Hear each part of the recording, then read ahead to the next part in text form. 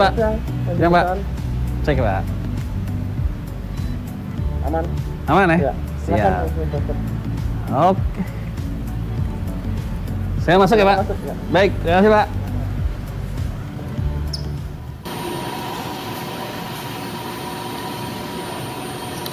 Halo, isi Mbak mau syuting Jak TV. Ya, di Sweet Room ya? Lantai? Lantai 17. Oke. Halo mirsa Generasi Mecin, ketemu lagi dengan saya Patra Gumala, host paling tampan di Jak TV. Generasi Mecin hari ini saya berada di The 101 Jakarta, Sedayu Dharma Wangsa. Ya, ini tempat yang sangat nyaman sekali buat yang Anda bosen 3 bulan kemarin selama PSBB di rumah aja lockdown, ganti suasana lah, nginep di sini staycation di daerah Dharma Wangsa Jakarta. Saya mau ke Sweet Room-nya nih, mau syuting, ngobrolin marah-marahnya Pak Presiden Jokowi di pidato terakhirnya. Mau dari reshuffle nih gosipnya. Makanya nonton Generasi Mecin hari ini, saya ngobrol-ngobrol dengan narasumber-narasumber saya yang pastinya sangat kompeten lah untuk ngomongin politik dan juga keadaan Indonesia sekarang ini. Ya, lantai 17 nih, Sweet Room, asik. Kita lihat ya kamarnya kayak gimana ya. Yuk. Yang belum tahu pidatonya Pak Jokowi seperti apa, saya punya VT-nya dulu nih. Kita tonton dulu. Nah, dalam 3 bulan ke belakang ini dan ke depan, mestinya yang ada adalah suasana krisis. Kita juga mestinya juga semuanya yang ada di sini sebagai pimpinan, sebagai penanggung jawab, kita yang berada di sini ini bertanggung jawab kepada 260 juta penduduk Indonesia. Ini tolong digarisbawahi. Dan perasaan itu tolong sama, kita sama. Ada sense of crisis yang sama. Hati-hati. OECD terakhir sehari 2 hari yang lalu menyampaikan bahwa growth, pertumbuhan ekonomi dunia terkontraksi 6, bisa sampai ke 7,6%. 6 sampai 7,6% minusnya.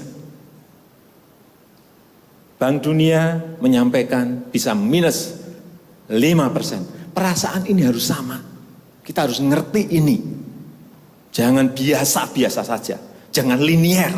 Jangan menganggap ini norma. Bahaya sekali kita. Saya melihat masih banyak kita yang menganggap ini normal. Nah, kalau saya lihat Bapak, Ibu, dan saudara-saudara masih ada yang melihat ini sebagai sebuah masih normal, berbahaya sekali. Kerja masih biasa-biasa saja. Ini kerjanya memang harus ekstra luar biasa, extraordinary. Langkah apapun yang extraordinary akan saya lakukan. Untuk 267 juta rakyat kita, untuk negara. Bisa aja membubarkan lembaga, bisa aja reshuffle, udah kepikiran kemana-mana saya. Saya sudah bersama para narasumber saya untuk ngobrolin respon dari pidato jengkelnya Pak Jokowi.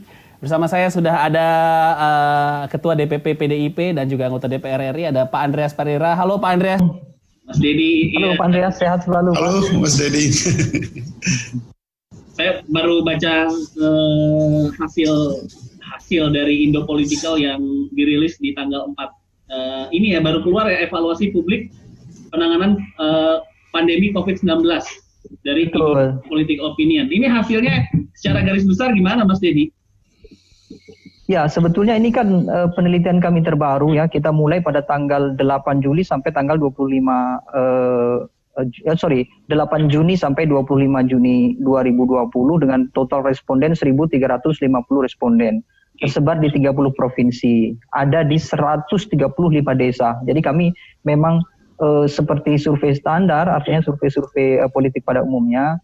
Kalau kita lihat pidato Pak Jokowi kemarin dengan hasil survei kami sebetulnya ada linearitas begitu ya.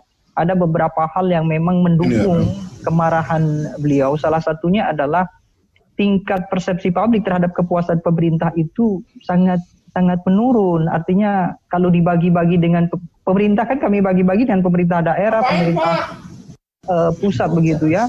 Kemudian itu sangat kecil sekali. Dan tanggapan kami di Indonesia Political Opinion pada survei tersebut, hanya ada 58,6% publik merasa puas. Tetapi perlu diingat bahwa 58,6% ini pun dibagi hanya 32,5% dari total kepuasan tadi itu yang diarahkan kepada pemerintah pusat, dalam artian adalah presiden. Sementara 41,9% adalah dari kepuasan yang ditujukan kepada pemerintah daerah, para kepala daerah, para gubernur dan lain-lain. Ini kan tentu ada kejomplangan ya. Artinya pemerintah daerah itu dianggap lebih responsif dibandingkan dengan pemerintahan pusat begitu. Barangkali itu secara gamblang garis besarnya, Bung. Oke, jadi kurang lebih respon marahnya atau jagoannya Pak Jokowi itu sudah sewajarnya melihat dari result dari pemerintah mengatasi pandemi belakangan ini ya, Mas Didi? Ya paling tidak angka survei itu mendukunglah kekecewaan beliau, meskipun survei ini juga belum dilihat oleh presiden tentunya. Ya. Dan di sini saya juga melihat hasil survei, 72% dari responden menganggap perlunya ada reshuffle. Ini hasil dari responden, betul Mas Dedi ya? Boleh dikonfirmasi? Iya. Ini juga menarik menurut saya. Pada survei Indonesia Political Opinion yang terdahulu ya, periode 100 hari kabinet Pak Jokowi itu, masyarakat yang menginginkan reshuffle itu hanya 42%, sementara hari ini sudah meningkat sebegitu tajamnya sampai 72 lebih. Nah, ini kan menandakan bahwa sepanjang 100 hari kinerja kabinet sampai hari ini, kemudian juga mungkin karena adanya pandemi, sehingga masyarakat merasa sangat memerlukan dukungan pemerintah, dan karena kinerjanya dianggap tidak responsif begitu, maka ada semacam kekecewaan yang luar biasa dari masyarakat. Untuk itulah kemudian muncul keinginan untuk melakukan reshuffle atau pergantian menteri di 1 tahun berjalannya kabinet ini. Sementara 22,4%-nya sendiri menyatakan tidak memerlukan. Tetapi kan menurut saya 72% itu luar biasa, ininya kan signifikannya begitu. Oke. Kebetulan di sini ada Pak Andreas, karena dari hasil survei persepsi reshuffle, menteri yang paling tinggi untuk di reshuffle dari hasil responden ini adalah Pak Yasona. Ini dari survei. Dan itu konsisten, Bung ya. Itu konsisten sejak survei pertama Indonesia Political Opinion pada saat evaluasi formasi kabinet sampai kemudian 100 hari kinerja kabinet sampai hari ini beliau tetap yang paling teratas begitu ya. Oke. Saya mau tanya ke Pak Andreas, Pak Andreas sudah segitu urgentnya kah untuk ada reshuffle sekarang ini Pak Andreas?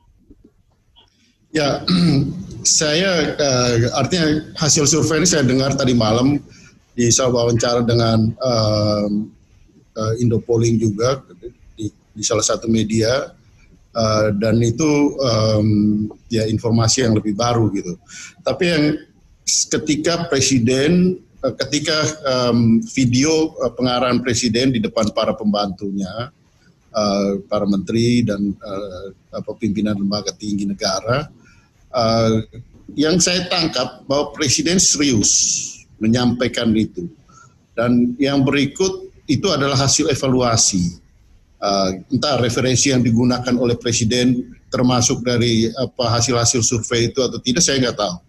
Tapi itu adalah hasil evaluasi, dan pasti hasil evaluasi yang dipegang oleh presiden, tentu hasil evaluasi yang mempunyai dasar yang kuat untuk beliau menyampaikan itu di depan. Yang berikut, Bapak Presiden serius hasil evaluasi, dan yang berikut adalah bahwa hasil evaluasi yang dipublikasikan di video itu disampaikan 10 hari ya, 18 sampai ketika itu muncul tanggal 28 kalau tidak salah. Artinya ada tenggang waktu yang cukup lama. Beliau mengizinkan itu untuk dipublikasi. Kalau dengar ceritanya kan dari istana, pertama direkam, kemudian ya setelah beberapa hari dipertimbangkan dan presiden mengizinkan untuk dipublikasikan. Artinya untuk konsumsi publik. Nah, itu artinya apa? bahwa Presiden, apa yang disampaikan oleh Presiden itu adalah fakta-fakta yang beliau alami, beliau rasakan, dan beliau selalu mengulang-ulang bahwa untuk kepentingan 267 juta. Bahkan beliau sampai mengatakan bahwa untuk kepentingan 267 juta ini reputasi politiknya dia pertaruhkan. Nah, ini kan artinya sudah sangat serius dan sangat mendalam apa yang dikemukakan oleh beliau itu yang berkaitan ya termasuk hal yang paling menjadi pertanyaan dan apa yang ditunggu publik adalah ya tindakan apa yang akan dilakukan oleh Presiden setelah dia menyampaikan itu dan itu dipublikasikan. Nah, tentu salah satu hal yang beliau juga secara eksplisit menyampaikan itu adalah bahwa akan melakukan reshuffle. Tentu publik akan menunggu apakah Presiden juga akan serius melakukan itu atau tidak gitu. Nah, saya kira di sini ya saya sebagai politisi dari partai yang satu partai dengan Bapak Presiden, tentu kita ingin melihat bahwa ya beliau melakukan yang terbaik untuk negara ini gitu. Oke, kita break dulu sebentar Pak Andreas dan juga Mas Dedi. Abis ini saya mau nanya Pak Andreas lagi, apakah sudah ada obrolan di internal partai soal reshuffle dan juga rencana pemerintah untuk kedepannya kan harus extraordinary menurut Pak Jokowi, Pak Andreas dan juga Mas Dedi. Abis ini kita bakal kembali lagi, jangan kemana-mana, tetap di Generasi Mecin.